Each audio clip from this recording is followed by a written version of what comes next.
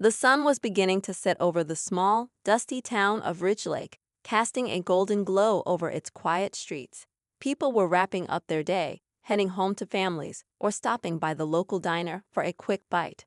The peaceful evening air carried the sounds of laughter from a nearby park and the occasional rumble of motorcycles echoing off the walls of the town's main street. Those rumbling bikes belonged to a group that everyone in Ridgelake knew to avoid, the Iron Vultures, a rough gang of bikers who had made it their mission to intimidate anyone they deemed weaker than themselves. Tonight, their target was a man sitting on a weathered bench just outside the grocery store. He wasn't a familiar face in town, but his presence stood out. His wheelchair gleamed under the fading sunlight, its sturdy frame a sharp contrast to the man's quiet demeanor. His dark skin glistened with sweat, evidence of a long day. He was sorting through a few modest grocery bags, carefully placing items into a small backpack strapped to the back of his chair. He didn't notice the bikers at first. His focus was on the task at hand. But the Iron Vultures noticed him. They always noticed someone who looked like they didn't belong, someone they thought wouldn't fight back.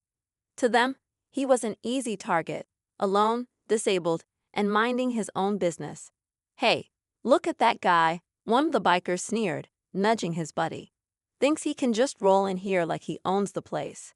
The others chuckled, revving their engines for effect. The sound was loud and grating, a deliberate attempt to draw attention. The man in the wheelchair paused, his hands freezing mid-motion as he slowly turned to look in their direction. His eyes, a calm and steady brown, briefly locked with theirs before he returned to his task. He didn't say a word, and that seemed to irritate the bikers even more. "Hey, I'm talking to you," the lead biker barked, stepping off his motorcycle. He was a large man with a scruffy beard and a leather vest that barely covered his beer belly. His buddies followed, forming a semicircle around the man on the bench. The townsfolk noticed the commotion but kept their distance. This wasn't the first time the Iron Vultures had caused trouble, and people in Ridgelake had learned the hard way that interfering only made things worse. A mother hurried her children inside the diner, pulling the door shut behind her. A couple walking their dog crossed the street without looking back. "Looks like you're in the wrong part of town, buddy," the leader sneered, leaning closer to the man in the wheelchair. "You lost or something?" The man finally looked up, his expression calm but unyielding. "Just picking up groceries," he said simply, his voice low and steady. His response only seemed to fuel the biker's bravado. Another member of the gang, a wiry man with tattoos snaking up his arms, reached out and grabbed one of the grocery bags from the wheelchair. "You mean these groceries?" he said, tossing the bag to the ground, where its contents spilled out: a loaf of bread, a carton of milk, a few cans of soup. The man's eyes flicked to the fallen groceries but didn't rise to their taunts. He didn't flinch, didn't move, just sat there as if waiting. "What's the matter?" the leader taunted. "Cat got your tongue? Or maybe you're too scared to speak up." The group laughed, their voices echoing down the street. The man sighed quietly, leaning back in his chair. "I'd suggest you pick that up," he said, his tone measured. It wasn't a threat, not exactly. But there was something in his voice that made the laughter falter for just a moment. The leader's face twisted into a sneer. "Or what? You gonna roll over my foot?" The gang erupted into laughter again, the sound grating and mean-spirited. But the man didn't laugh. He didn't even smile. Instead, he leaned forward slightly, resting his elbows on his knees. His movements were deliberate, controlled. "I don't want any trouble," he said. "But you're about to get more than you bargained for." The leader stepped back, momentarily caught off guard by the quiet confidence in the man's voice. But his ego wouldn't let him back down. "Oh yeah, and what are you gonna do about it?" The man didn't answer. He simply adjusted the strap on his backpack and straightened his posture. For the first time, the bikers noticed the subtle scars on his arms, the way his shoulders were broader than they'd initially realized. He wasn't just a man in a wheelchair. There was something more to him, something they couldn't quite put their finger on. The leader shrugged off the uneasy feeling creeping up his spine and motioned for his crew. "Come on, boys. Let's show him what happens when you mess with the Iron Vultures." The gang moved closer, their shadows looming over the man in the wheelchair. But as they closed in, they didn't notice the slight smirk that tugged at the corner of his mouth. They didn't see the way his hands tightened on the armrests of his chair, his muscles coiling like a spring. They had no idea who they were messing with. The bikers circled closer, their boots scraping against the pavement, their laughter echoing like a bad omen through the quiet street. The leader reached out to grab the man's backpack, but before his hand could connect, the man in the wheelchair leaned back just slightly and said, "I wouldn't do that if I were you." His voice wasn't loud, but it was sharp, cutting through the tension like a knife.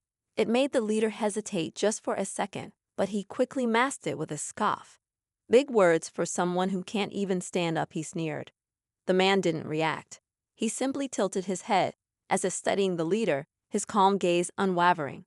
For a moment, it felt like the man in the wheelchair was in control, like he was the one who had decided how far this would go. But the gang didn't see it that way. To them, he was still just a target, an easy mark they could toy with to boost their fragile egos. "Go on, boss," one of the bikers said, egging him on. "Show him who's in charge." The leader stepped closer, towering over the man in the chair, his shadow swallowing him whole. "What's your problem, huh? You think you're better than us? Think you can just roll in here and act like you own the place?" His words dripped with venom, but the man in the wheelchair didn't flinch. Instead, he slowly reached down and picked up the spilled loaf of bread, brushing off the dirt before placing it back in the bag.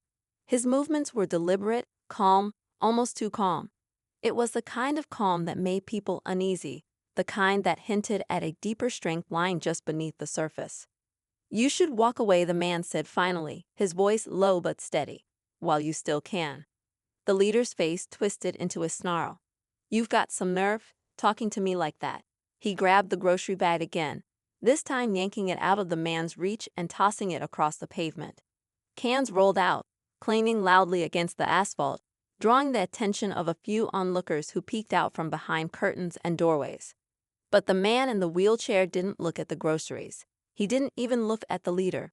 Instead, his gaze shifted slightly, scanning the street, the buildings, the positions of the bikers around him. It was subtle, almost imperceptible, but it was there, the calculated observation of someone who'd been in worse situations and come out the other side. One of the bikers noticed the man's calm expression and nudged his buddy. "Why isn't he scared?" he whispered, loud enough for the others to hear. The leader heard it too, and it only fueled his anger. "Because he doesn't know who he's messing with," he snapped, his voice rising, "and I'm about to teach him." But as he reached for the man again, the sound of a low, measured voice stopped him in his tracks. "You ever heard the phrase, 'Don't judge a book by its cover'?" the man said, his tone still calm but carrying an edge that made the bikers pause. The leader scoffed, but the unease was starting to creep in. There was something about this guy, something that didn't add up. Most people would have been begging or crying by now, but he wasn't. He wasn't scared, wasn't angry. He was just waiting. "Yeah? What's that supposed to mean?" the leader shot back, trying to keep his bravado intact. "It means," the man said, his gaze locking onto the leader's with an intensity that made the air feel heavier, "you don't know who you're dealing with." The leader opened his mouth to retort, but before he could speak, one of the bikers, a younger guy with a nervous energy, spoke up. "Boss, maybe we should just leave him alone," he said, glancing around as if sensing they were being watched. "Leave him alone?" the leader barked, turning on the younger biker. "You scared of this guy?" "No, something feels off," the younger man stammered, avoiding eye contact with the man in the wheelchair. The leader laughed, but it was forced, lacking the confidence it had before. "You're all acting like he's some kind of superhero or something," he said, shaking his head. "He's just a guy in a wheelchair. What's he gonna do? Roll over us?" But even as he spoke, the doubt was starting to show in his eyes. He couldn't shake the feeling that he was missing something, that there was more to this man than met the eye. And he wasn't wrong. What the bikers didn't know, what no one in Rich Lake knew, was that the man they were messing with wasn't just any man.